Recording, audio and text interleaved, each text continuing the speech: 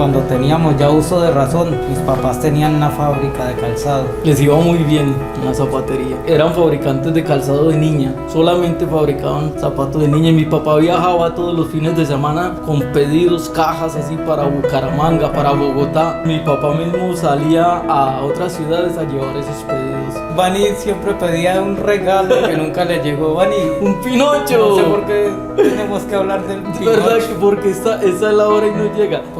Yo me acuerdo que mi papá siempre nos decía, nos atendía a una llamada donde la vecina, ¡vecina! ¡Es tu esposo a larga distancia! Entonces salía mi mamá con nosotros. Y hola, papi, ¿qué quiere que le traiga? Dijo, papi, yo quiero un Pinocho bien grande. Y Dani, ¿usted qué quiere que le traiga? Un Popeye. Y claro, y llega mi papá de Bogotá y hijos, de acá les traje, y saca primero unas chupetas así grandes como del Chavo y nos da chupetas y nos sienta. Y es que a Johncito, al mayor, a usted le traje tal cosa, le trajo lo que él pidió. Y me dice, hijo, yo no encontré su Pinocho. Y yo, se me caía el mundo encima. Es que, Danito, y a usted le traje su Popeye, un Popeye bonito, grande así. Y también le traje un Batman porque yo sé que a usted le gusta el Batman. Y yo, Esos fueron los años buenos de la niñez. comíamos todos los días. El año 1989 ya estaba perrateado todo. Mis papás sin la fábrica, negocios malos. Creyó haber hecho un negocio bueno, pero le metieron un cheque sin fondo. Lo robaron. Eso es un negocio malo.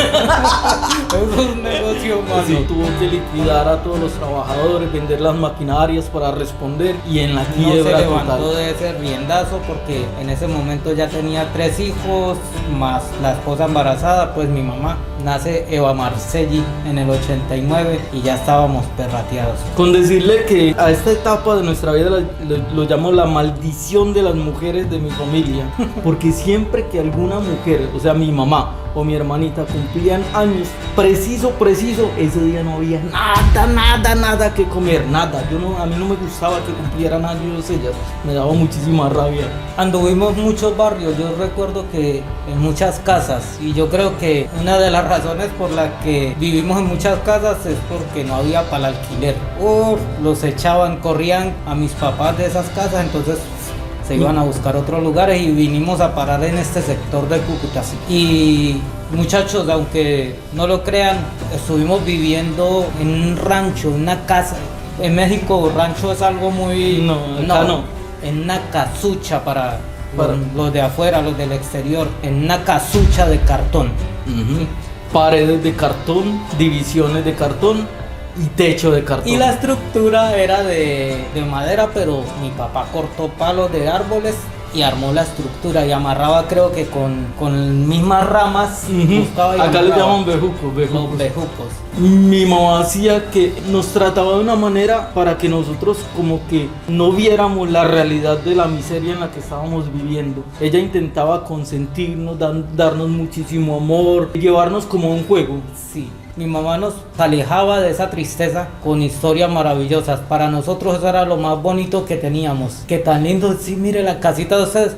Pero hubo una escena en ese tiempo que yo creo que fue la última noche que dormimos ahí. Estábamos ahí ya en el ranchito, tal vez durmiendo, y empieza a llover. Un rancho de cartón bajo la lluvia. Había una sola cama, éramos 6, y empieza a posarse el agua en el techo de ese rancho. Y yo veo a mis viejos preocupados y ellos tratando de levantar para que se derramara por los lados. Y hágale, cuando ya se viene y ellos tratan de levantar y ¡fua! Se rompió el Se techo. rompe. Mi hermanita tenía por ahí, no tenía ni un año, es una bebé de brazos. Nosotros con 6, 7 añitos, John Jairo Eso con era el 8 años. 89, 1989. Y nos emparamamos todos, sí, el aguacero cayó feo. Y mis viejos ahí tratando de buscarnos una solución y lo único que se pudo hacer en ese momento, Fito, mi mamá y mi papá pues agarraron cobijas, los trapos menos mojados, los pusieron en un rinconcito allá y allá acurrucados todos. Yo hoy de viejo pienso que no teníamos casa, Fito, no teníamos un techo para vivir, pero yo digo, fue puerca, teníamos ahí a mi papá y a mi mamá, porque también no que hubiera pensado donde hubiéramos estado solitos. Ellos estaban ahí. Y hay gente que dice, pero qué irresponsabilidad, que no les tenían una casa de verdad a sus propios hijos, que para qué traen hijos al mundo si no tienen con qué cuidarlos. No, Fito, yo soy uno de los que piensa que si el problema ya está, hay que buscarle una solución, pero a mis papás siempre les recalcaban eso, ¿para qué trajeron niños al mundo? Y yo digo, ¿qué querían? Que nos desaparecieran. Desaparecer a los hijos no se puede. Y yo pienso que de toda esa época dura, yo ahora como padre digo, pues pucha, ¿qué tan fuerte tiene que ser uno para sobrepasar tiempos tan difíciles como los que tuvieron mis papás con nosotros? Y yo a mis papás los amo, los adoro, los admiro, y porque a pesar de todo, hemos visto gente que regala a sus hijos, los abandona, mujeres que se van con otros hombres sin importar qué va a pasar con sus niños, sí, pero ellos no, ellos toda su vida lucharon. Hoy con casi 40 años que tenemos, decimos, valió la pena, sí. Valió la pena lo que mis papás hicieron, lo que nos enseñaron y lo que nosotros estamos haciendo, primero por la vida de nosotros, ahora por la vida de nuestros hijos. Sí. Pero allá no había sanitario, no había baño, no habían servicios públicos. Entonces poníamos 2 piedras en el piso de tierra detrás de la casita, y ese era el sanitario. Nos sentábamos ahí y hacíamos popó. Y nos limpiábamos con las hojas de los árboles. Nos limpiábamos. Los cavernícolas. Sí, como los cavernícolas. Y un vecinito es que, ¿qué? Le voy a enseñar la propia. ¿Cómo fue, Dani? Llega el vecinito, el chatico. ¿Qué con hojas? Eso es con una piedra, mire. Sí. Y el man va y se busca una piedrita. Primero cagó. Y busca una piedrita para él. Y dice, mire cómo es que es. Y ¡fua! Se pasa la piedra y se arranca la caca con la piedra. Y la tiras. Ahora usted y yo. Me raspé el rabo con mi piedra. Hay que tener experiencia, hay que saber qué piedra escoger, Fito. Dimensione el tamaño de la miseria en la que vivíamos. Usted nunca ha tenido que limpiarse con hojas de los árboles ni con una piedra, mucho menos. No se lo recomiendo. Y sí, no es recomendable. Y hoy insisto que ningún niño debería estar pasando por una situación como estas. Y aún así, en nuestra ciudad Cúcuta se ve. Hay mucha gente viviendo así en la miseria. No hay que romantizar la pobreza, porque definitivamente esto es imperdonable. En mi caso, mis hijos no tendrían que pasar por una situación como estas. Pero tampoco podemos odiar para toda la vida. Yo creo que uno de los caminos más adecuados para salir adelante es el perdón. Si no hubiese aprendido a perdonar a mi papá por todos sus errores cometidos, tendría una vida desgraciada. Mi mamá nos enseñó a perdonar, a respetar, a aceptar que él se había equivocado y que eso se le tenía que perdonar. Fuimos muchachos problemáticos por la pobreza, por el descuido, por muchas cosas, que la mala orientación en algún tiempo, la rebeldía. La rebeldía más que todo. Fuimos groseros, nunca fuimos drogadictos, pero anduvimos con todos los drogadictos que se podía encontrar uno en la calle. Por los dos lados, por los que se criaron con nosotros y se convirtieron en adictos y en ladrones y en asesinos, y por las personas que de un tiempo para acá mi papá fundó un centro de rehabilitación para drogadictos y él bajaba al canal Bogotá cada semana a buscar, a reclutar indigentes que quisieran empezar un proceso de rehabilitación, y era algo que tampoco le perdonaba. Como para ellos sí tienen una casa, como ellos sí los tienen durmiendo en camas, como ellos sí tienen un sanitario, pero nosotros tenemos una casa de tablas, piso de tierra. Pero no entendía que muy poquitos hombres en esta vida hacen lo que él hace desinteresadamente, porque al viejo nadie le pagaba nada por hacer eso.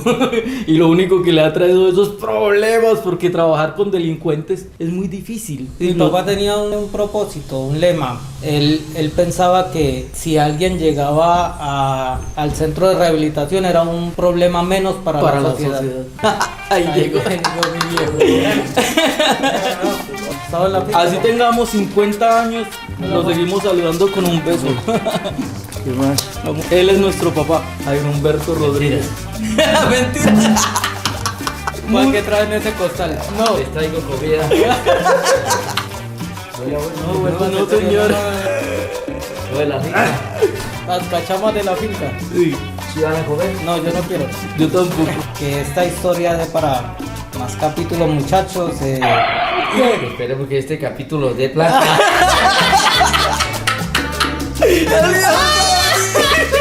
Esperemos que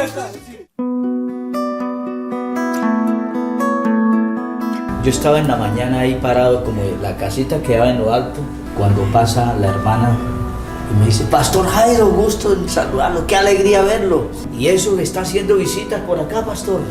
Uy, yo no hallaba que decirle que yo vivía ahí en ese rancho.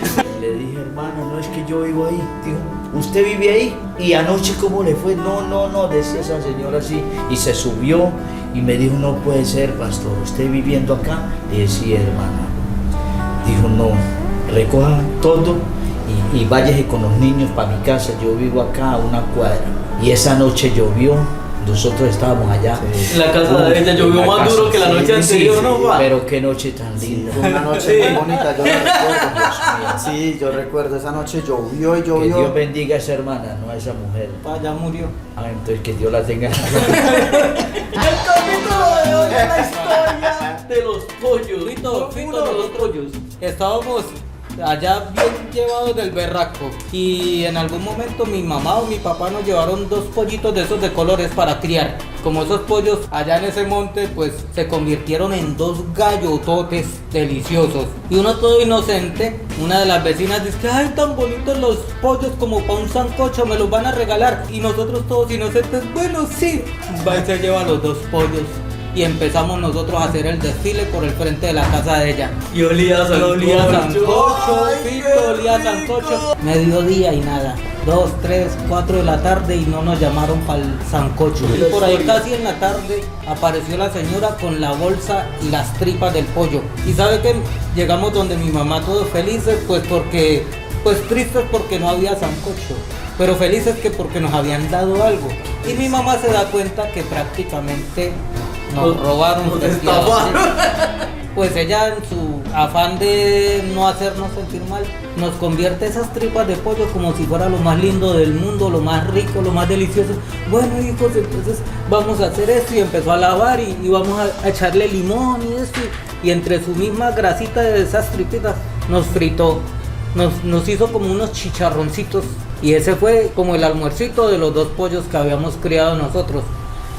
Pero donde quiera que esté, señora, Pero es que arriba hay un Dios que está abajo, mira.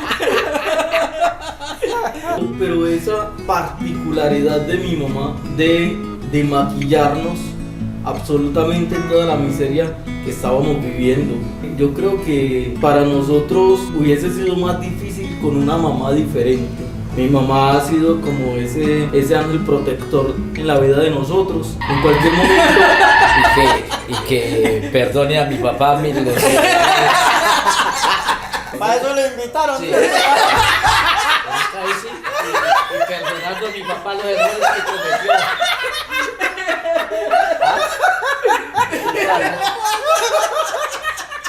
Sí, ya iba para esa. Oye, usted no interrumpa, dice un poco de cosas. Sí, mi mamá y perdonando a mi papá los errores. Y muy bueno que nos enseñó a perdonar a mi mamá.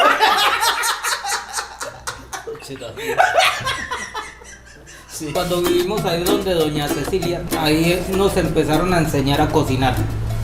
Porque ya quedábamos solos, ustedes se iban para la zapatería a arreglar zapatos y en ese momento arreglaban zapatos. Y teníamos que comer. Y mi mamá nos enseñó que 2 de agua por 1 de arroz, a media libra de arroz, 3 cucharadas de aceite y un poquito de sal. Así hacíamos el arroz y siempre se nos quemaba.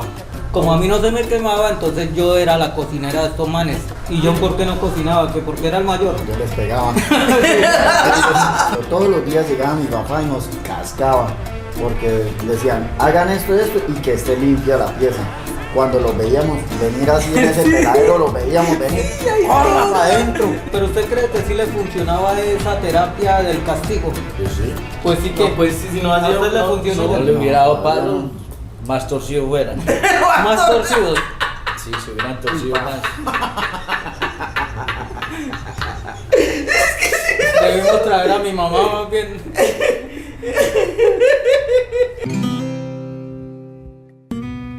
Yo me casé y yo decía, yo voy a tener mi primer hijo, es un varón, lo deseé, lo anhelé y lo tuve, pero después de que tuve mi primer hijo, yo decía, yo no voy a volver a tener hijos.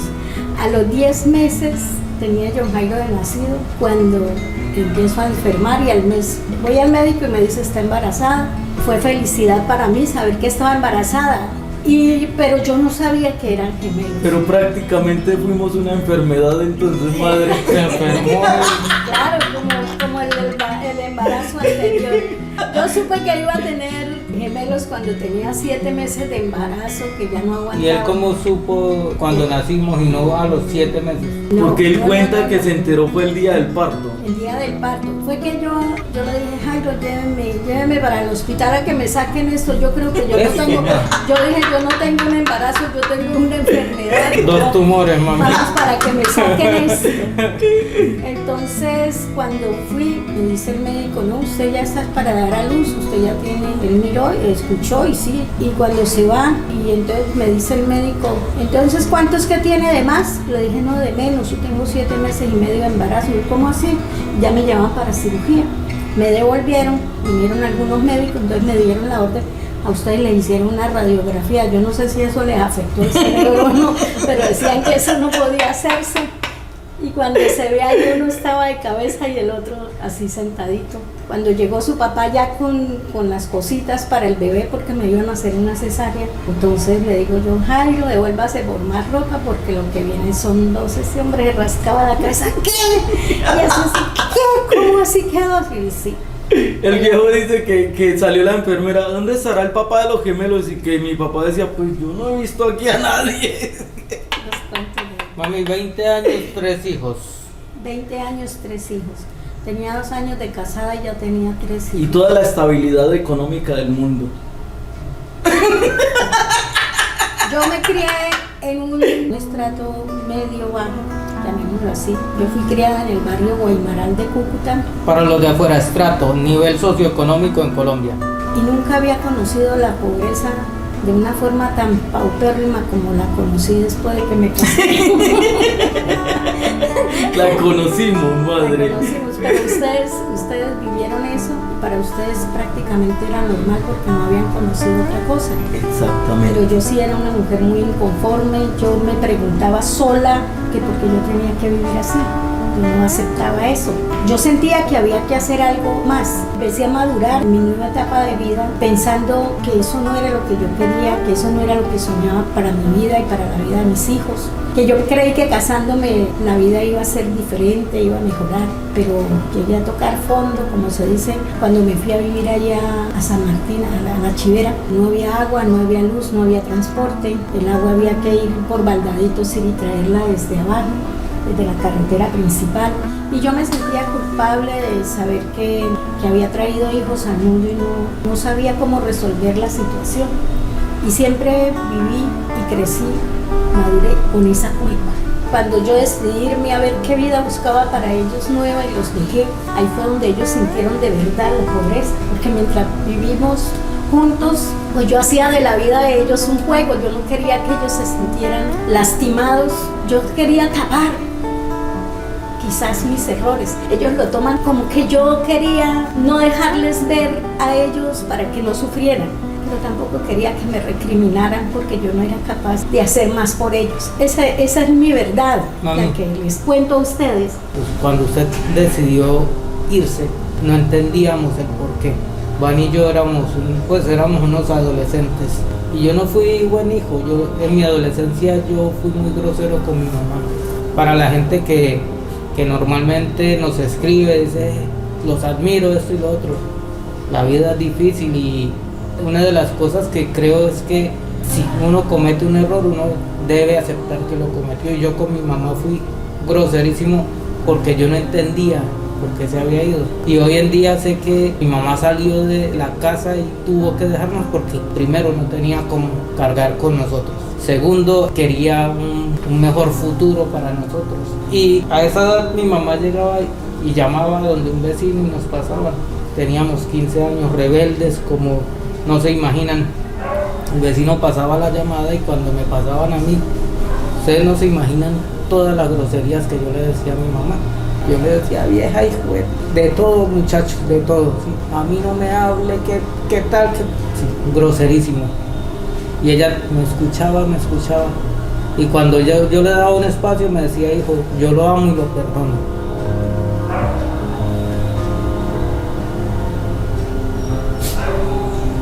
Son cosas que marcan la vida de un hombre.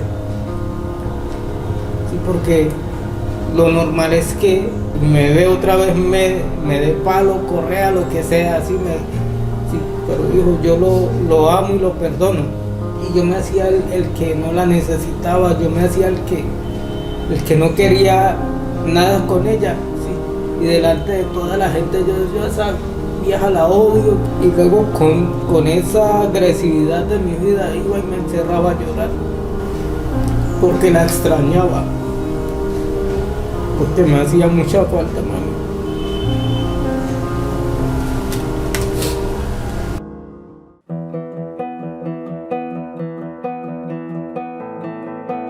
Fito, año 2002, yo iba en grado 11, yo entré a estudiar al colegio con mentiras.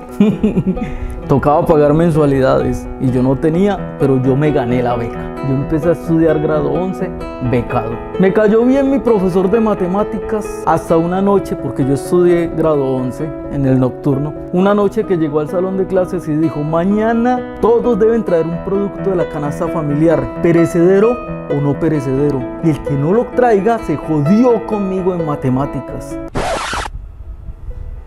Yo dije, ¿cómo es posible que un profesor quiera venderme la materia? Fito, yo era el mejor alumno de mi salón de clases. En mi casa no había nada, yo no tenía cómo traer llevar ni siquiera media libra de arroz al colegio. Y yo era bien vago, no me gustaba trabajar ni nada. Yo siempre inventaba un pretexto para no trabajar en la zapatería. Arreglábamos zapatos, Fito, en Envigado. Y entonces al día siguiente madrugué a trabajar, a ver si sacaba algo para llevar al colegio. Pero yo estaba muy enojado con mi profesor Samuel de matemáticas. Pero al día siguiente en esa zapatería llegan las 6 de la tarde y no había nada para llevar, nada. Y yo dije, uy, no, yo no voy a ir a estudiar, me da pena. Pero a final de cuentas dije, no, si no voy a estudiar me toca trabajar otras 2 horas en la zapatería, mejor me voy a ir a estudiar. Y me fui para el colegio. Ese día me senté de último, porque normalmente por pequeñito yo siempre me sentaba adelante.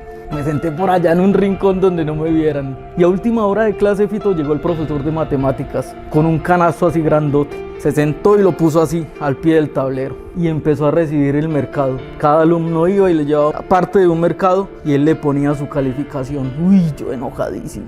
Yo estaba muy bravo porque no me parecía justo que yo fuese a perder matemáticas porque no tenían por lo menos un plátano maduro para llevar al colegio.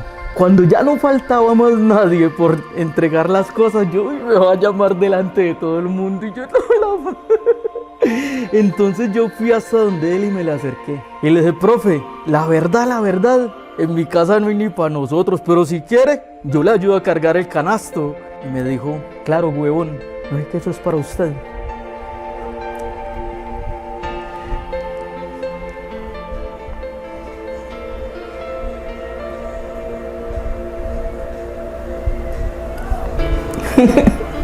Fito no se imagina, Fito.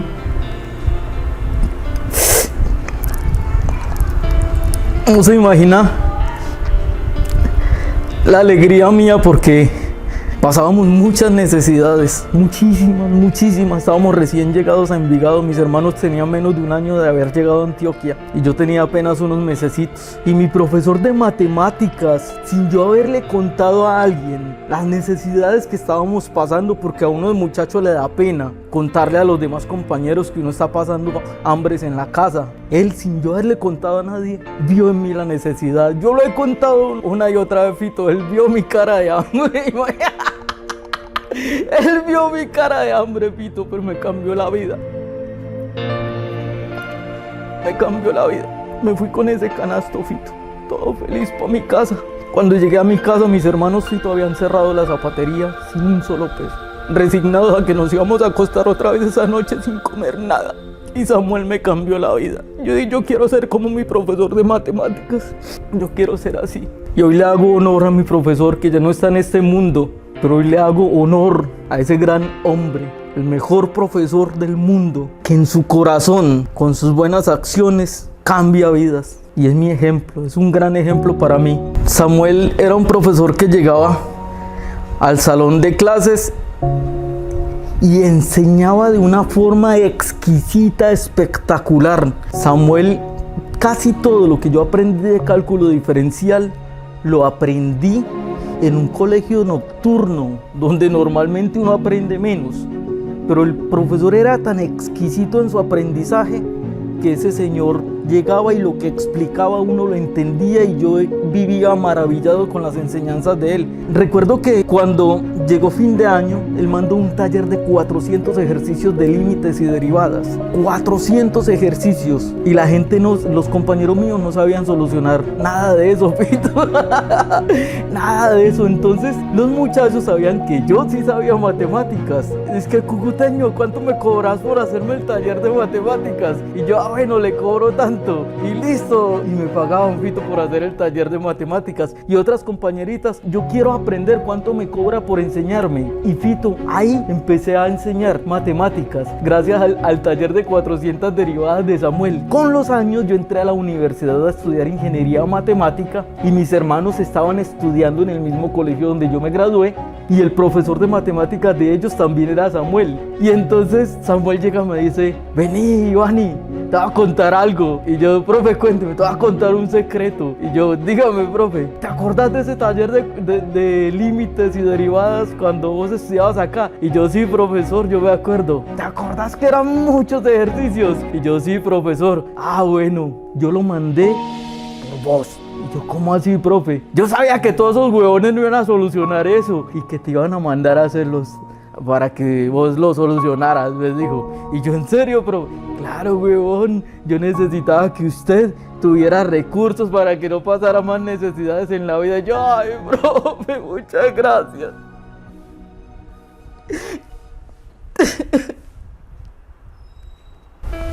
Y yo soy profesor de matemáticas por eso. Me encantó enseñar, me encantó que la gente me entendía, me encantó que yo entendía tan fácil las matemáticas que podía mostrárselas a las demás personas. Y aparte de solucionar talleres, muchas compañeritas se sentaban a aprender conmigo y a ganar matemáticas. Pero ese profesor cambió mi vida, y hoy le hago honra y honor a un gran maestro como mi profesor Samuel. Lo llevo en el corazón, lo llevo en el alma, y ojalá todos tuviéramos la oportunidad de encontrarnos en la vida con maestros tan grandes como él, Fito. De verdad que sí.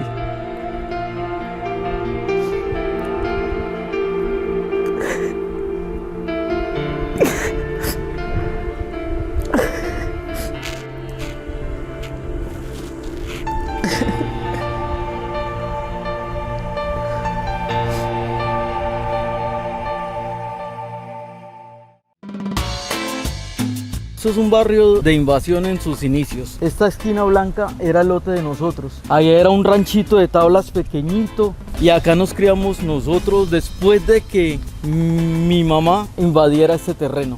Acá fue donde se pasó muchas necesidades también, Bani. Sí. Acá esta fue como la calle que nos adoptó cuando mi mamá se fue, cuando mi papá salió también trabajando con su centro de rehabilitación, y nosotros por rebeldía no fuimos a vivir con él. Teníamos 17 años, ya teníamos una pelea casada con algunos de los muchachos de acá, porque nos metíamos en problemas por pendejadas, y el muchacho le gustaba robar acá, y nosotros muchas veces interveníamos y le dañábamos sus robos, y eso se convirtió en una pelea de jovencitos, 17 años. Eran más de las 10 de la noche, yo había llegado del colegio, yo estudiaba en el nocturno en el Simón Bolívar, Fito. Bajé, esa noche estaba mi papá acá visitándonos, y le pregunté: ¿dónde está Dani? Dani salió a la tienda a comprarse una pastilla. Me voy para la tienda, dizque a comprarme una aspirina, no recuerdo. Y cuando yo voy allí en la otra esquina, yo veo que viene el muchacho con otro tipo, y yo voy y lo braveo, y nos pusimos a pelear. Yo lo que hice fue que vine corriendo al otro man que yo no conocía. Yo le dije: déjelos pelear. Dani tira con su bracito de tiranosaurio Rex, tira un puño, no se lo pega, y este otro man llega, lo agarra y ¡pum! Lo acuesta de un solo puño en la cara. Él le puso las rodillas en el pecho y lo agarró. ¡Pa, pa, pa, pa! agarraba y le daba como si fuese una pera de boxeo. Y yo, y lo va a matar, yo no sabía qué hacer. Corretía al otro man, yo me metí la mano, lo voy a matar. Y corretía al otro man hasta allá arriba. Y con el impulso me vine y ¡pum! Le atiné una patada en las costillas al otro man. Lo volteé en el aire de una patada. Dani reaccionó, se levantó y lo agarramos a golpearlo. El man grita, bañero, no me deje morir, le decía al otro. Y el otro trataba de venirse y yo los perseguía. Hasta que se nos soltó y se nos fue por aquel lado.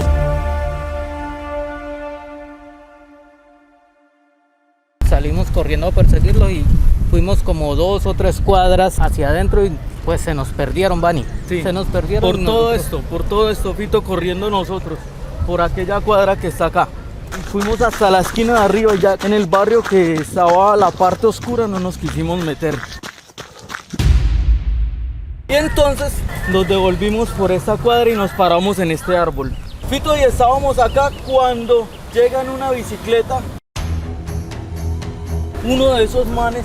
En ese instante que yo veo que él empieza a sacar un arma, yo le digo, Dani, corra. En ese momento cuando Vani me ala y me dice, Dani, corra, yo volteo a mirar y veo que el man ya está prácticamente preparándose para disparar. Yo salí corriendo en zigzag, como en las películas, y que Dani salió corriendo en línea recta. Llevábamos como unos 10 metros, Fito, cuando yo siento ese ¡bum! El bombazo, Fito.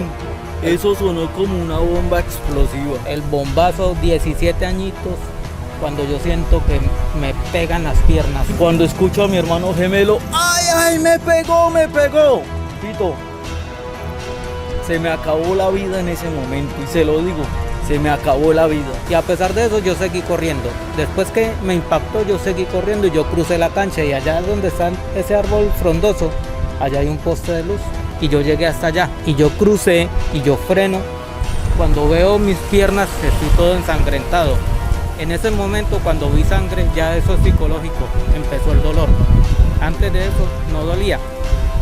Y yo veo que Vani pues está atravesando la cancha a perseguir al tipo que me disparó. Y el que me disparó no fue el mismo de mi pelea, pues fue el otro, el acompañante. Yo lo único que hice fue entrar en una crisis de nervios, de odio, de rabia, porque cuando él dijo, me pegó, empezaron muchas cosas en mi cabeza. Yo decía, ¿dónde le pegó? En la espalda, le entró en los pulmones, le dañó los riñones, no, yo no sabía qué hacer. Pero yo me acordé de una cosa, esa escopeta recortada, después de dispararle, era muy difícil de sacarle el cartucho. Y yo dije, de aquí a que él le saque el cartucho, yo lo mato. Y yo sin dudarlo 2 veces, volteé y empecé entre mi grito y mi llanto. Y yo empecé a gritar y a llorar y a correr. Y yo veo que el tipo intenta salir en la bicicleta, se resbala, cae, se levanta y empieza a pedalear y yo empiezo a correr. Y él va por este lado pedaleando y yo vengo por este lado corriendo y gritando como un demente. Él voltea allá y yo voy detrás de él. Yo no tengo nunca he tenido físico para correr ni nada de eso. Yo siempre he sido sedentario. Y ese día corrí, no lo alcancé, vi cómo volteó arriba en la esquina y me devolví llorando. Cuando veo que Dani está tirado. Y aquí como en la mitad de la cancha ya no fui capaz y me desplomé. En ese momento, en esa esquina estaba sentado el finado Carlitos y llegó hasta ahí. Me dio repetido qué le pasó, que no sé qué, y me levantó. Y pidieron un carro. Robin vivía ahí en la segunda casa. El vecino Robin sacó su carro y ahí nos montaron. Me montaron a mí y me montaron y eso se llenó de gente y toda la gente decía, mataron a los gemelos. Mataron a los gemelitos. Y yo estaba vivo. Así es que empiezan los chismes, porque yo estaba vivo y decían que mataron a los gemelitos, pero yo pensé que Vani estaba muerto. Pero yo también estaba vivo. yo estaba desmayado aquí en medio de aquellos dos. Entonces yo me desmayé, yo lo vi. Y cuando reaccioné me estaban despertando. Vamos, que allá está su hermanito. Y todo el mundo diciendo mataron a los gemelos. Yo estaba asustado pensando que de verdad Vani estaba muerto. Yo estaba ahí en el puesto del copiloto y cuando llega este man llorando, él lloró por los dos. ¡ay, Danito! Yo le dije que corriera. Y lloré, y lloré, y lloré. Nos llevaron al hospital llorando como una Magdalena y cuando llegamos allá a urgencias, sacaron una silla de ruedas y lo iban a montar a él, que porque él era el que iba llorando, Fito. Lo iban a montar a él, ¿qué le pasó? Duré como 6 horas llorando y no paraba y no paraba.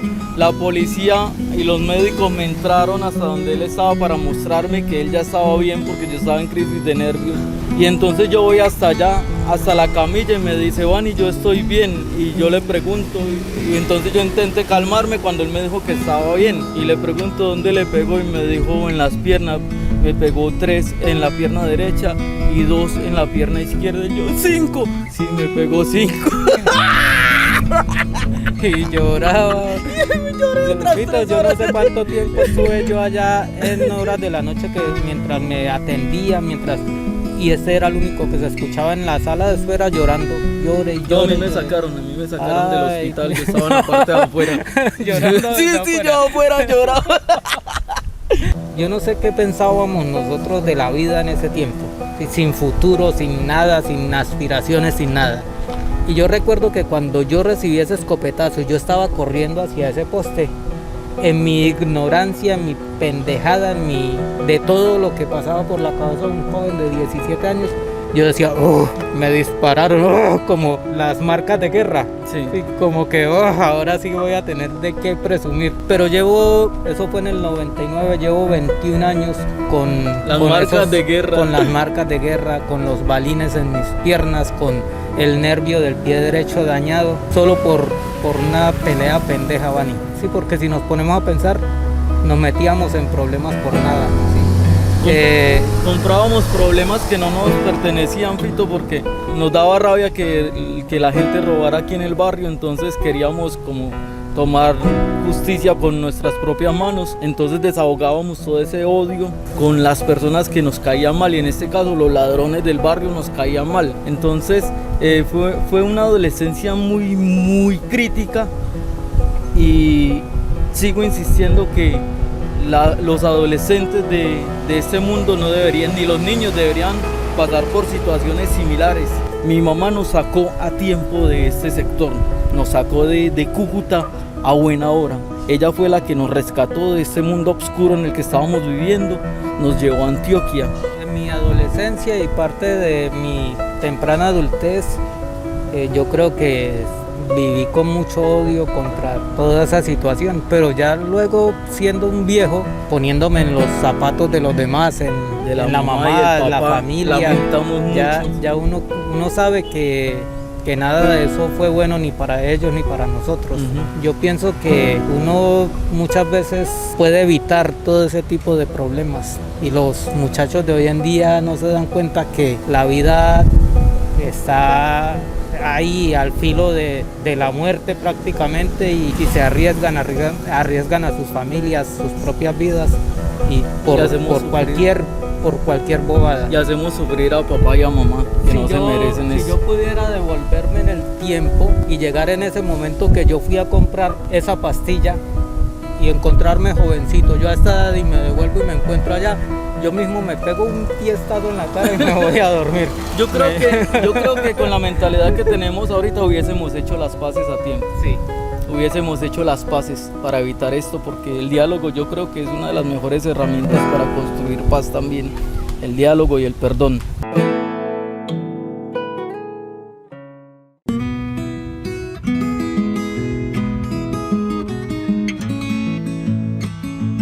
No nos recibían en ninguna guardería y mi mamá nos estaba buscando guardería.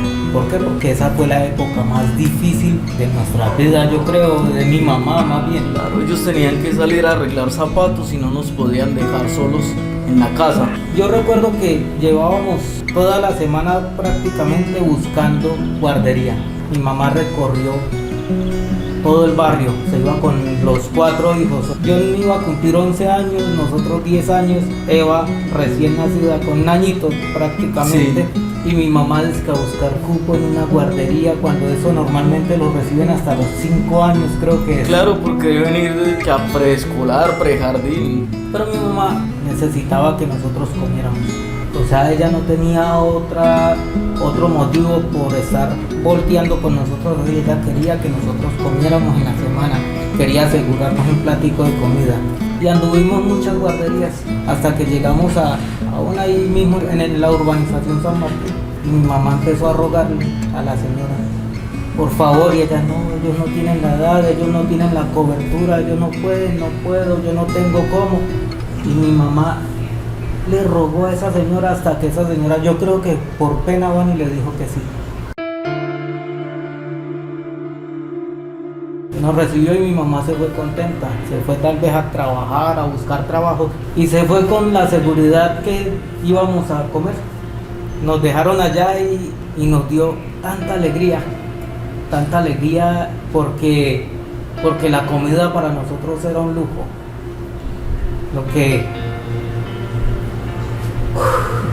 Lo que es normal para la gente, lo que es normal ahorita para nosotros, sí. Era un lujo, Fito, era un lujo poder desayunar, era un lujo poder almorzar, cenar, eso, pero como esa era la vida cotidiana de nosotros, pues pensábamos que era así, o sea, eso era lo normal, pero ahorita me doy cuenta, era un lujo que poder almorzar y estábamos muy felices, 3 niños, una niña. John cuidaba a Marceli, a Eva Marceli la cuidaba. De un añito, sí. Él era con ella cargadita y se acerca a Fito la hora del almuerzo y nosotros felices porque normalmente tocan una campanita para que todos los niños vayan a sentarse a la mesa a almorzar. Y antes de la hora del almuerzo nos llama la profesora, niños vengan. Así le decíamos a la señora de la guardería, a la profesora, niños vengan. Y nos lleva para el patio de la casa de ella. Nos dice esperen aquí y cierra la puerta del patio. Y nosotros allá sentaditos con esa ilusión, ¿a qué hora nos llamarán para almorzar? Fito, y empezamos a escuchar cómo ponían los platos en la mesa, las cucharas. Y nosotros todos como ansiosos y tocan la campana. Estábamos los 4 ahí, Fito, en el patio. Con la puerta cerrada. Con la puerta cerrada, estábamos aislados en el patio, Fito, cuando tocan la campana. Y seguramente yo no sé, seguramente nos alegramos porque bueno, tocaron la campana y nos paramos allá al pie de la puerta. Estábamos esperando en la puerta que nos abrieran para ir a almorzar, Fito. Escuchábamos a los niños hablando, comiendo. Pero no nos abrieron. No nos abrieron.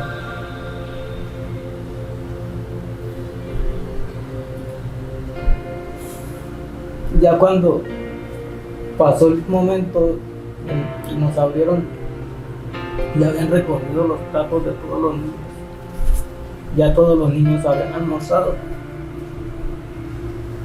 Y en ese momento le sirvieron una sopita para mi hermanita, no sé. Yo sé que a mi hermanita sí le daban la comida. Y John Jairo se sentaba. John Jairo podía probar un bocadito porque siempre jugaba con la niña. Yo lo voy a probar primero para ver si no está envenenado.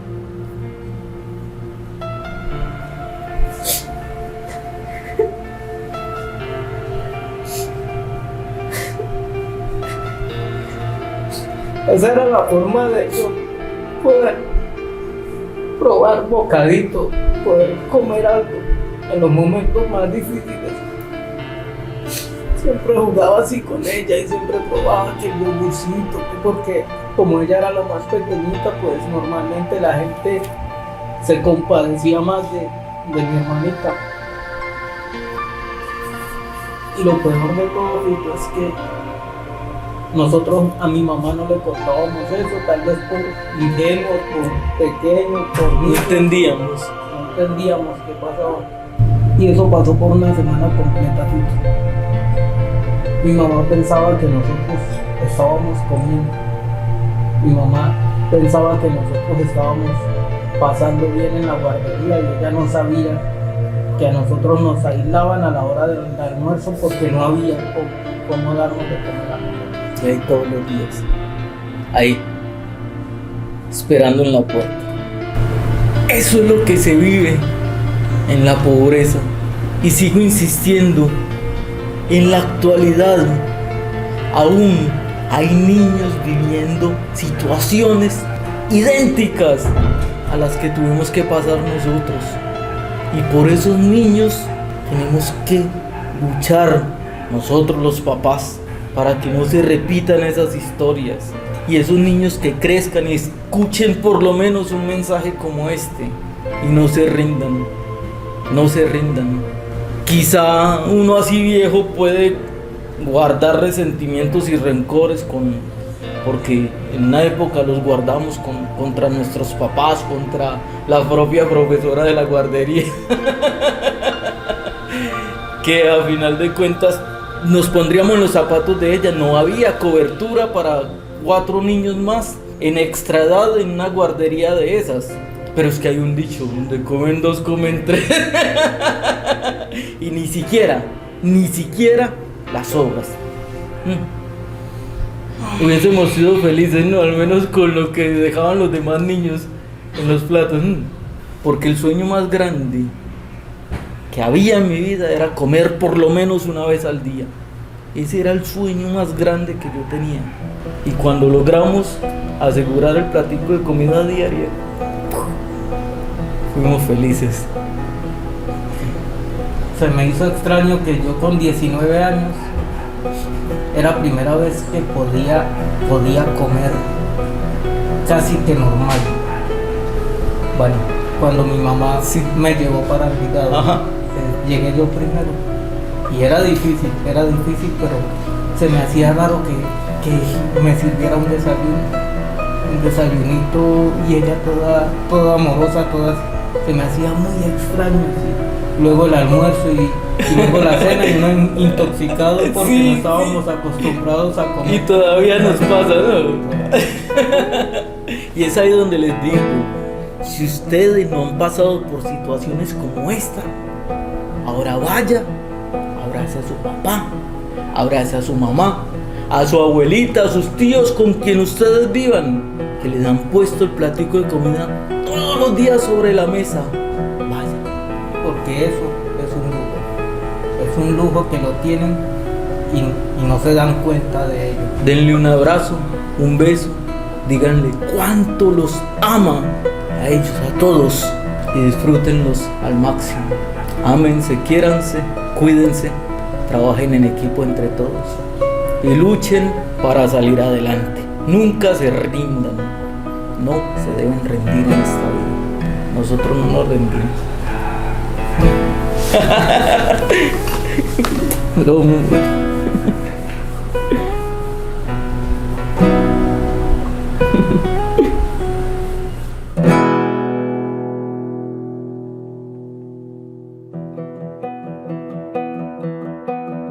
Mi profesora, ¿qué es esa letra tan fea? ¿Por qué escribe ¡pah!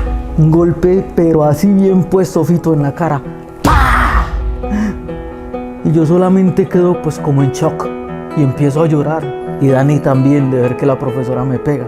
Estábamos en Colombia en la transición de cambio de constitución política, que antes de 1991 los profesores nos podían pegar. Ya era 1993 y ella todavía nos pegaba. ¿Qué es esa letra tan fea? Usted no va a servir para nada. Y le mostraba a mis compañeritos mi cuaderno feo. Y yo ahí sentadito, yo no entendía por qué tenía que estar viviendo eso. Yo veía a todos mis compañeritos con su uniforme bien arregladito, todos bien bañaditos, bien vestiditos. Y Dani y yo éramos los más mugrosos de la escuela, Fito, los más mugrosos. Nos criamos allá en ese ranchito de tabla en el que hablamos en el primer episodio. Éramos muy mugrosos. Recuerdo que en formación general éramos el primero y el segundo de la fila. Y el coordinador pasaba por todo el patio revisando presentación personal. Nosotros sabíamos ya qué iba a suceder. En esa época sacaban a los niños más mugrosos y los ponían al frente delante de toda la escuela. junto a los dos más limpiecitos y más bonitos.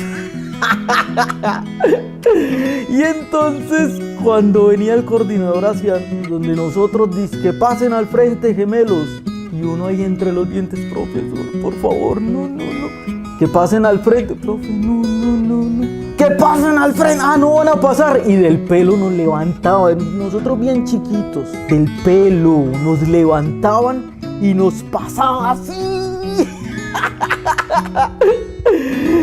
Imagínate qué puede pasar por la cabeza de un niño de 10, 11 años mientras un profesor lo está zarandeando del pelo. Nos paraban al frente de toda la escuela, junto a los dos más limpiecitos. Y delante de toda la escuela nos pegaban por ir así de sucios.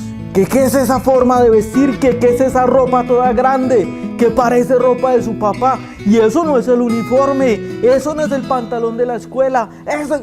¡Pa! ¿Quién quiere estudiar así?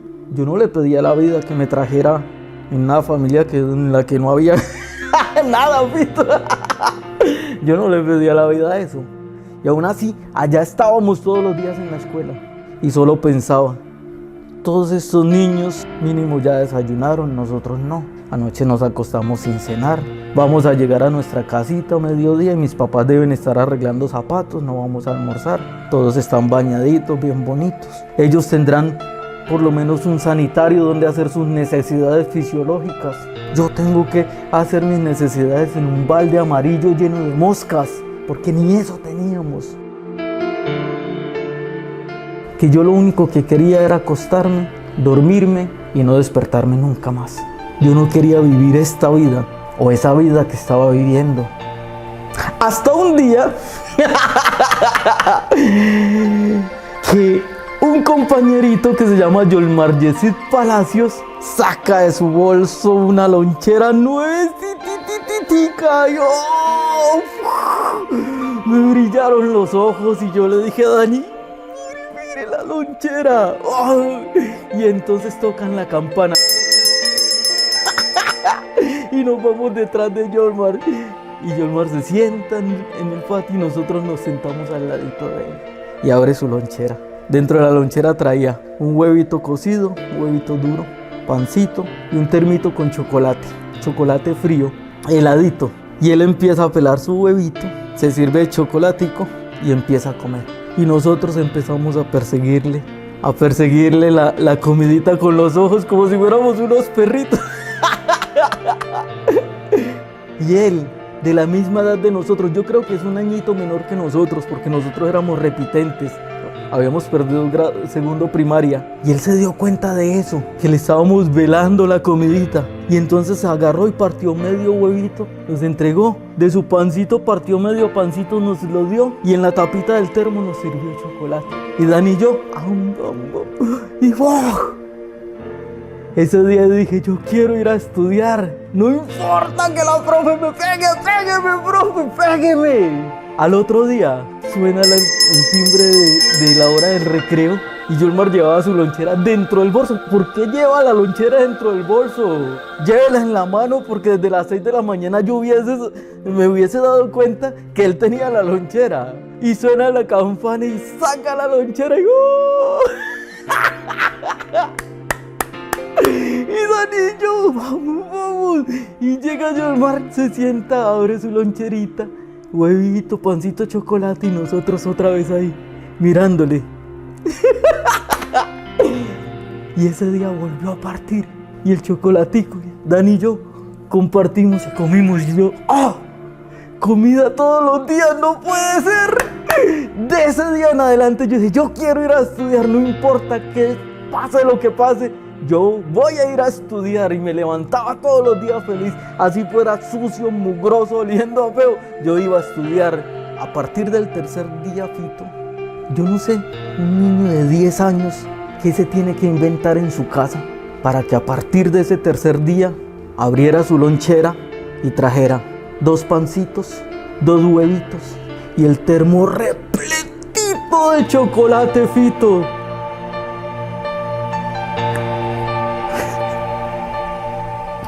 10 añitos, ¿qué le dijo a su mamá? Y desde ese día nos daba un huevito, un pancito, y nos echaba chocolate y repetíamos.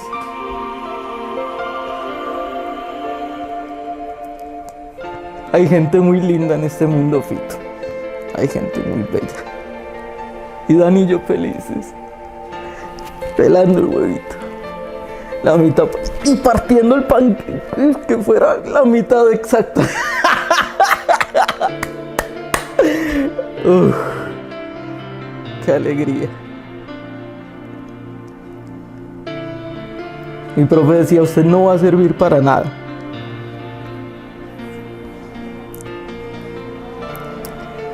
Y lo que puedo decir hoy es que yo soy lo que yo quiera ser, no lo que las palabras negativas de muchas personas me digan.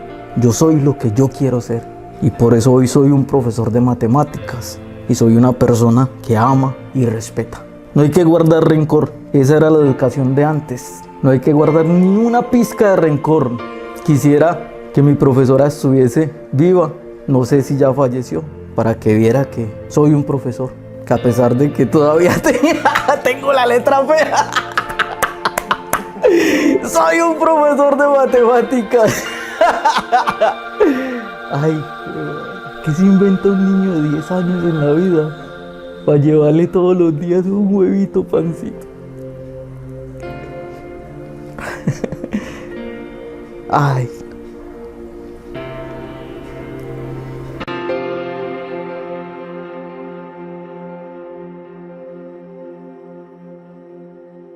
Pobres pero cochinos.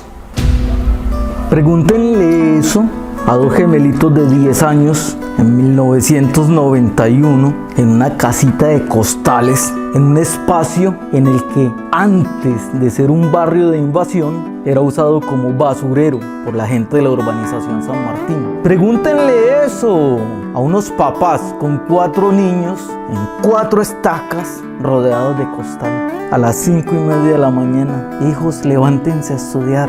Mi mamá, mami, no quiero ir. Hijo, levántense a estudiar, hijos. Mami, no quiero ir. Hijos, si estudian les va a ir mejor en la vida. Sí, nos levantamos.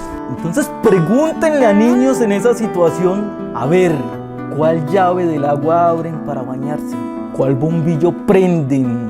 ¿Dónde conectan una plancha inexistente?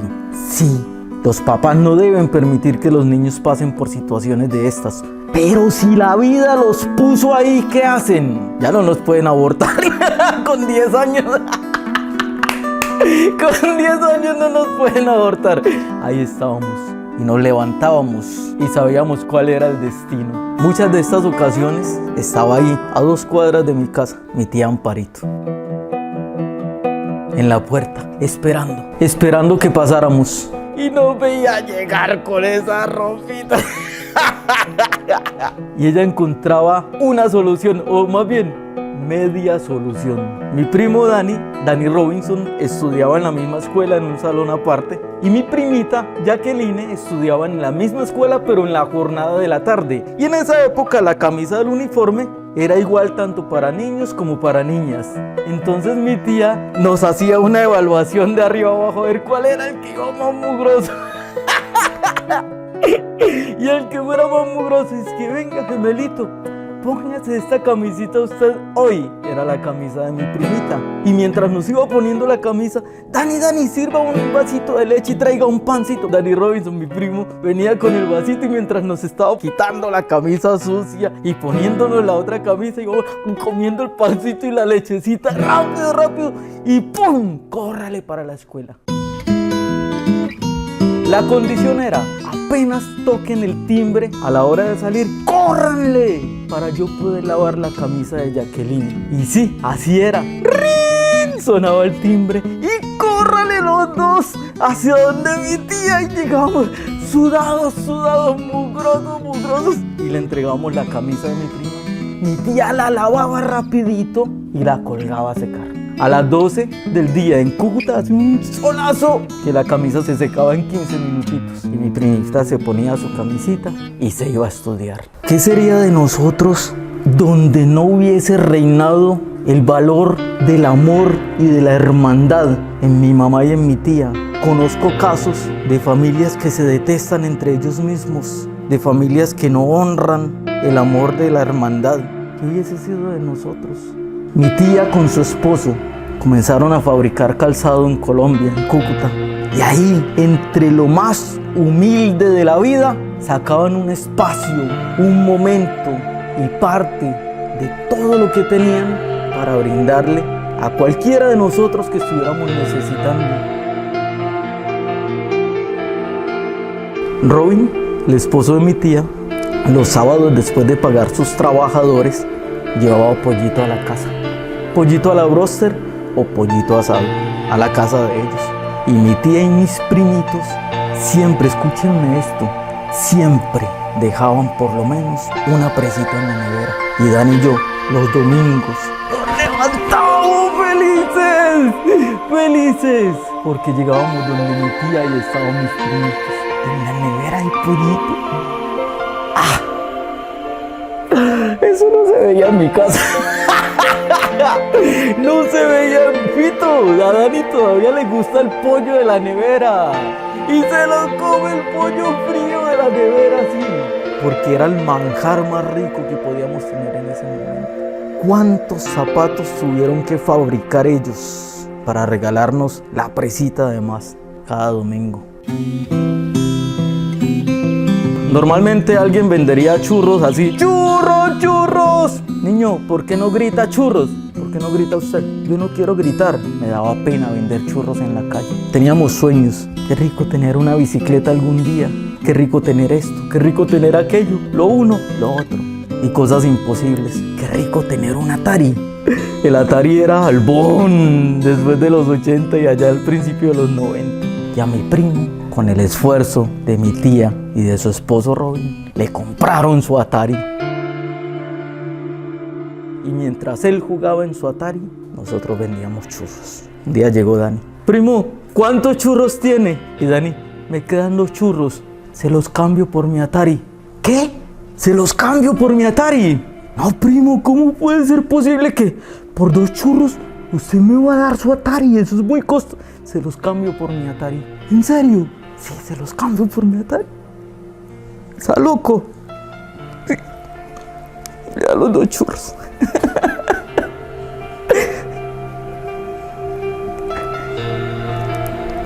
Y se come los 2 churros. Y le entrega el juguete más valioso que podía tener un niño en 1992. Tome su Atari. No eran los más millonarios del universo, pero puedo asegurarles que son lo más bello que hay en la faz de la tierra. Porque él sabía que en esa situación en que vivíamos, él es de la misma edad de nosotros, unos mesecitos menor. Él sabía que nosotros no íbamos a tener cómo conseguir en la vida un juguete como esos, Fito. Y le da el Atari.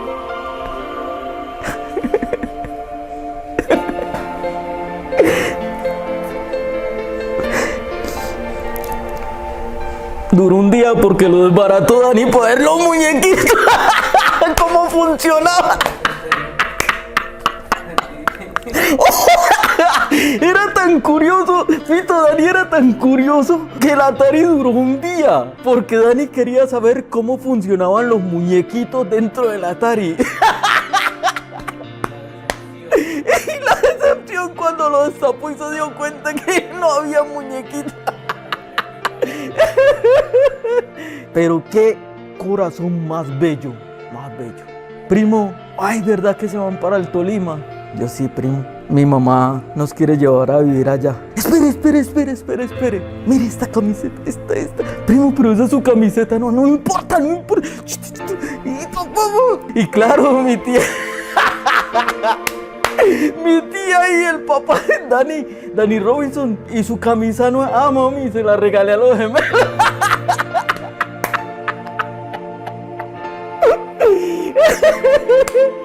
¿Cuántos zapatos tenían que fabricar para comprarle esas camisetas a mi primo? Y así fuimos creciendo poquito a poco, rodeados de ese amor tan bonito que ellos nos podían brindar en lo poquito, en lo poco que ellos tenían. Nos enseñaron a compartir, a ayudar, porque cada uno de nosotros mientras fuimos creciendo y necesitamos en algún momento trabajar, estaba esa fábrica ahí para nosotros. Vivo muy orgulloso de mi tía, de su esposo Robin, de mis primos, que hoy quiero resaltar, honrar y mostrarle al mundo que es posible que con respeto, que con cariño, con sacrificio y con ejemplo podemos construir un mundo mejor. Y hoy le hago honor a mi familia, hoy le hago honor a mi tía Amparo, a su hermosa fábrica. Fito, aquí quiero que vayan unas tomas así en la máquina de coser que... así en cámara lenta, y vamos a mostrar algún zapato bien bonito de los que ellos fabrican, porque tiene una genialidad mi tía, que ella se imagina un modelo en la cabeza, agarra la horma, fum, fum, fum, fum, fum, fum, y ¡pum! Y todo lo que hace es éxito en ventas. Entonces quiero que lo vea y usted mismo disfrute en persona de eso que hoy les estoy mostrando.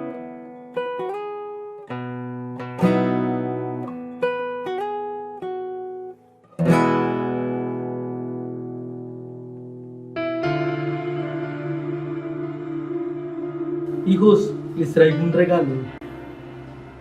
¡Un regalo! Sí, siéntense aquí que les traigo un regalo. ¡Ay, un regalo! Yo trajo un regalo después de tantos años. Mi mamá llega con un regalo. Y saca. Y es así de este tamaño. Grande, gordo. Diccionario enciclopédico visual. Ya estábamos viviendo en la casita de tablas. Diccionario enciclopédico visual. Así se llamaba. Nuevecito. Hubieses podido ver un carro, sí. Hubiese sido un juguete, hubiese sido un Tetris, que en esa época estaban de moda. Pero no. Diccionario enciclopédico visual. Mami, gracias, mami. Simplemente la abrazamos, madre. Gracias, gracias, gracias. Y no entendíamos qué tenía mi mamá en la cabeza en ese momento. Éramos muy pequeños para interpretar la magnitud de lo que mi madre, ahí, en medio de la pobreza absoluta, estaba planeando. Entonces, después del éxtasis y la emoción, nos vuelve a sentar y nos dice: hijos, hoy les voy a enseñar algo. Como ustedes son tan curiosos, como ustedes todo lo preguntan y hay cositas que mamá no sabe, vamos a aprenderlas. ¿Cómo así, mami? Sí, vamos a aprenderlas. En el momento en que ustedes tengan alguna duda de alguna palabra que se les venga a la mente, ustedes las van a buscar aquí. ¿Y cómo, mami? Los diccionarios están en orden alfabético. Por ejemplo, célula.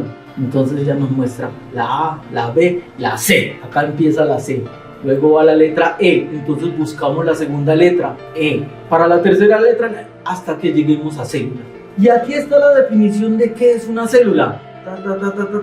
Y fíjense que hay varias palabras que en este momento, hijo, yo no me las sé. Y ustedes tampoco, pero es muy fácil. Esta palabra que está aquí y que ustedes no la entienden como mitocondria, la pueden buscar aquí con la M, sin perder la página de la célula, y la buscan aquí en la M y miran qué significa y comparan célula, mitocondria. Ya sabemos qué es lo que hace la mitocondria dentro de la célula, y van buscando una y otra hasta que entiendan por completo todo el concepto que está aquí. Nos abrió las puertas del conocimiento. Nos explotó la mente de niños pequeñiticos. Pero pequeñitos. Éramos pequeñitos. Y nos deja ahí. Ese era el internet de nosotros. Esa era la biblioteca de nosotros. No teníamos otro libro más importante para estudiar que ese. El regalo de mi mamá. Sí, el regalo de mi mamá. Vani, si usted no sabe algo que ella me dijo: Danito, yo en la vida cometí muchos errores, pero muchos los hice a propósito. Muchos los hice a propósito porque yo quería salir del hoyo donde estábamos metidos. Y muchas veces yo me endeudé a propósito para darles cosas a ustedes. Mi mamá creo que no pagó esa enciclopedia. Yo creo que mi mamá sacó fiada de esa enciclopedia, sí, y no la pudo pagar. Yo confirmo. Ella no tenía cómo pagar el regalo más grande que nos dio ese año. Sí. El regalo más grande, era nuestro Google, era nuestro buscador, era nuestro internet. Los niños de 1992 estábamos ahí sentaditos, viviendo en el 2020 con nuestro diccionario enciclopédico, gracias a una maestra de maestras. El único ser sobre la faz de la tierra que es capaz de dar su propio corazón y morirse hoy mismo si usted o yo necesitáramos un trasplante de corazón. Eso es cierto. Si lo necesitáramos los dos, lo deja morir a usted porque yo soy el consciente. Vale, pero algo que a mí me tiene totalmente impresionado es la fuerza que debieron tener ellos, Vani.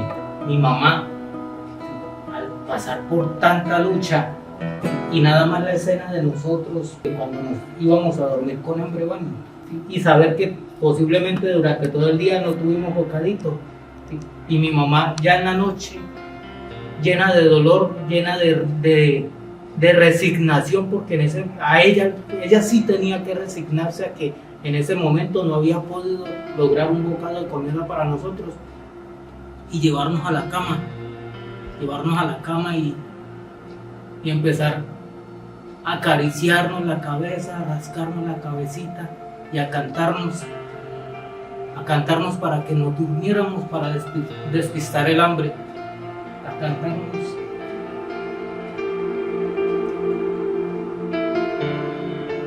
Y luego que dormíamos, empezábamos a masticar, ella cuenta que nos veía masticando como si estuviéramos comiendo.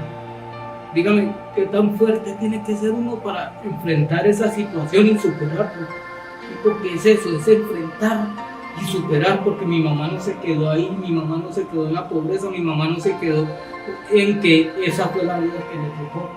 Ella siempre vio en nosotros un futuro, siempre supo que tenía que tomar decisiones muy, muy drásticas, como irse por un tiempo y dejarnos a merced del mundo. Pero por Dios bendito que lo que hizo valió la pena. Y hay en la actualidad personas, adultos, ya viejos de la edad de nosotros, que aún no entienden cuál es el valor de mamá. Hay personas que se les olvidó que mamá fue la que empezó a darnos vida en la pancita de ella, y luego la consumíamos desde sus pechos, y luego absorbíamos su vida para que ella estuviera ahí cuidándonos a cada uno de nosotros. Entonces vamos a vivir enojados toda la vida con mamá o con papá porque se equivocaron. ¿Qué están esperando? Que se mueran para ir a llorar a mamá en una tumba, para ir a llorar a papá en una tumba. Mamá es la maestra de maestras.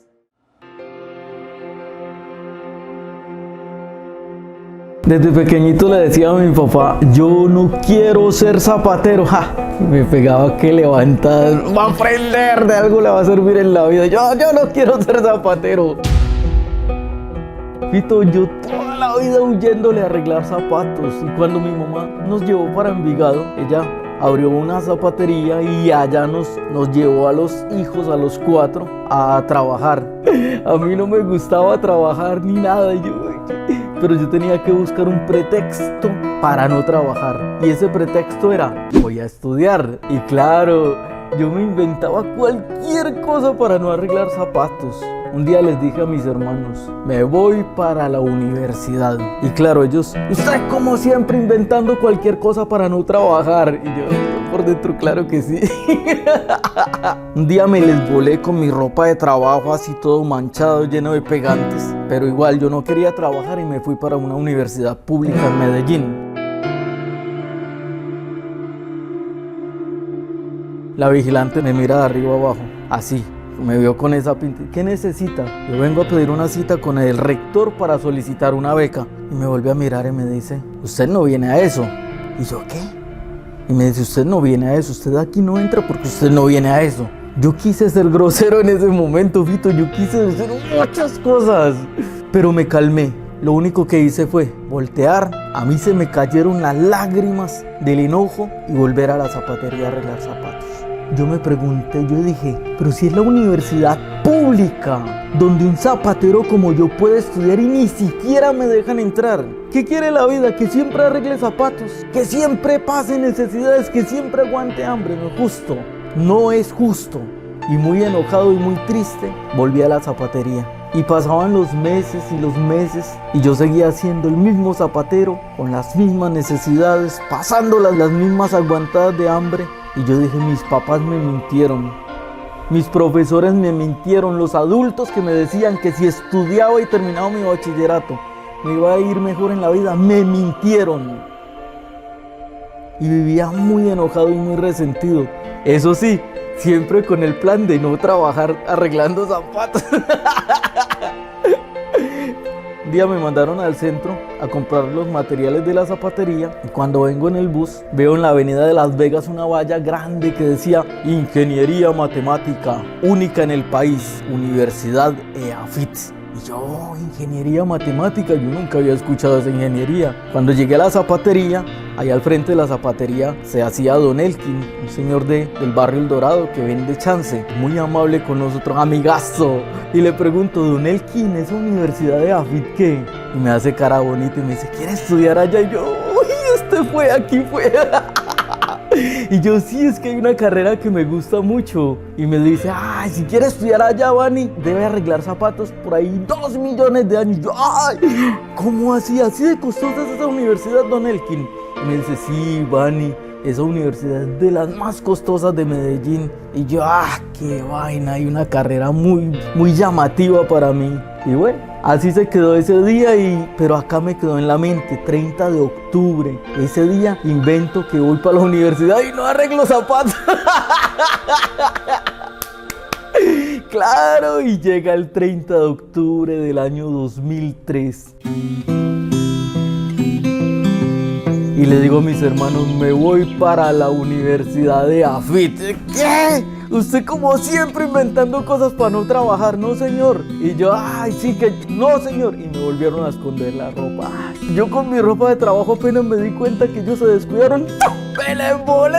Yo ya llevo una carpetica con mis papeles y me les volé como pude. Y yo me monto en la buseta así todo oloriento porque era la ropa de la zapatería. Yo no sé cada cuánto la lavábamos. Y todo oloriento y eso lleno de pegantes, todo manchado de tinta.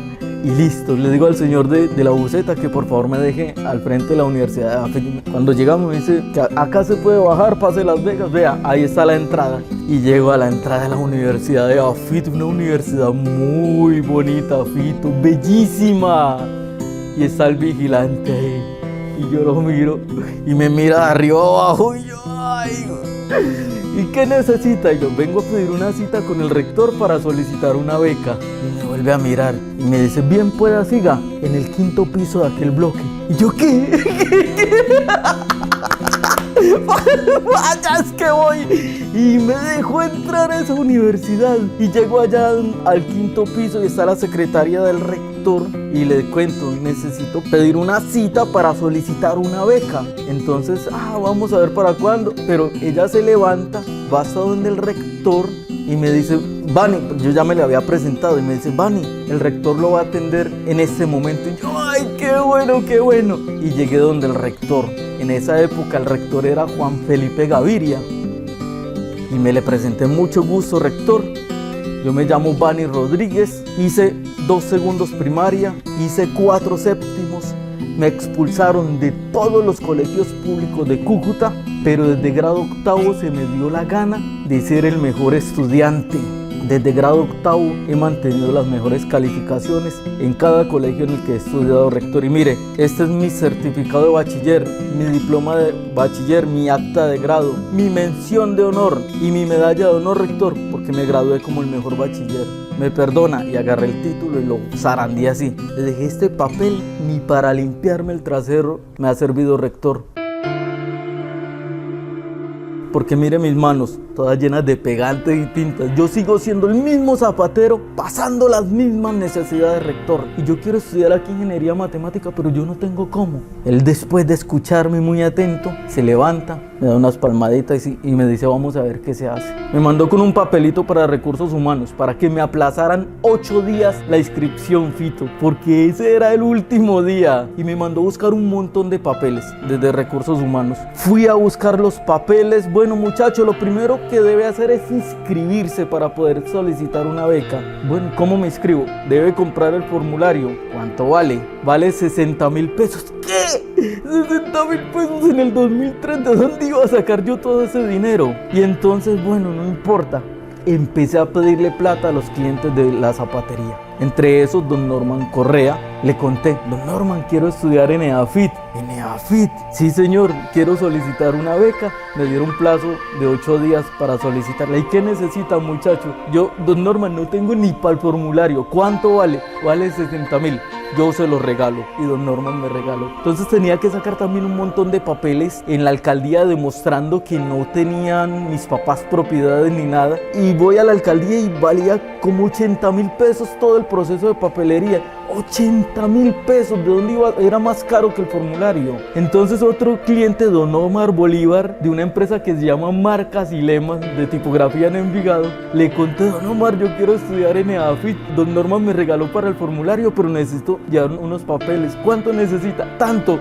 Y me lo regaló, Fito, me lo regaló, cliente de la zapatería. Y listo, y así otra profesora también me ajustó un dinero que me hacía falta. A los 8 días completé todos los papeles y llevé mi carpeta. Bueno, debe esperar que lo llamemos. En la zapatería no había teléfono fijo, pero en la casita que estábamos arrendando sí había teléfono fijo y ese fue el número que yo puse. ¡Un pretexto para no trabajar!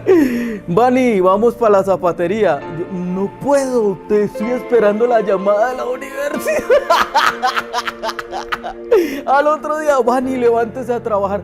No voy a ir porque estoy esperando la llamada. Como un mes, Fito. Y mis hermanos enojados que Vani, que si es vago, que no. Al mes suena el teléfono. Vani Rodríguez, sí, con él. Le hablamos de recursos humanos de la Universidad de EAFIT. Felicitaciones. Tiene una beca del 100% para que estudie ingeniería matemática.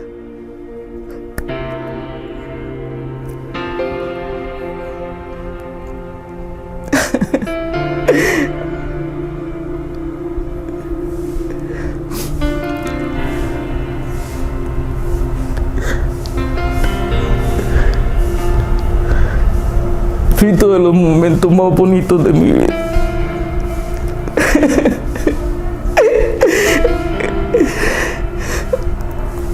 Yo brincaba, yo gritaba, yo estaba solo ese día en la casa, yo gritaba, yo celebraba. Yo lo único que quería era contarle a Dani, a mi mamá, a John Jairo, a mi hermanita Eva. Yo quería contarle a mi familia lo que me acababa de pasar. Yo quería contarles que la vida me había dado la razón, que el sacrificio y las ganas de no quedarme estancado en un solo punto de mi vida me habían dado la razón.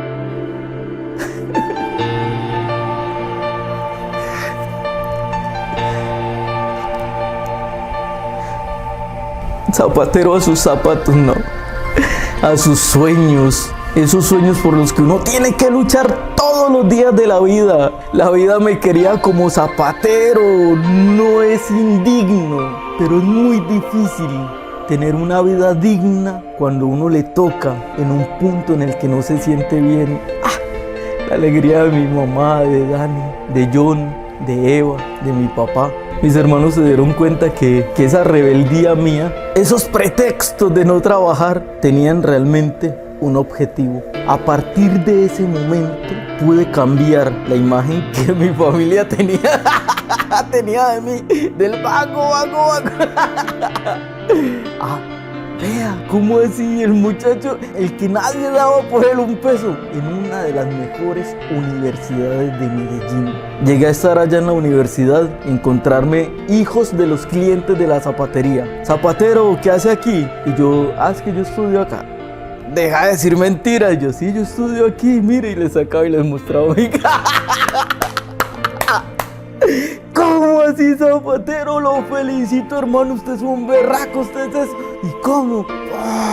Esas palabras de ánimo, esas palabras de amor y cada momento en el que se hacía posible ese sueño que yo quería, convertían cada segundo de mi vida en amor, en paz, en tranquilidad y en esperanza, Fito. Mi mamá siempre nos enseñó, hablando se consiguen las cosas. Así usted tenga los bolsillos vacíos y no se rindan nunca, hijos, nunca se rindan. Y madre, aquí estoy, nunca me rindo. Por usted, por mí y por todos los que amo. Y si yo, que vengo de lo más profundo de la miseria, he logrado cosas tan bonitas, imagínense lo que puede lograr usted, muchacho. Usted, muchacha. Señor, señora, imagínense lo que puede lograr.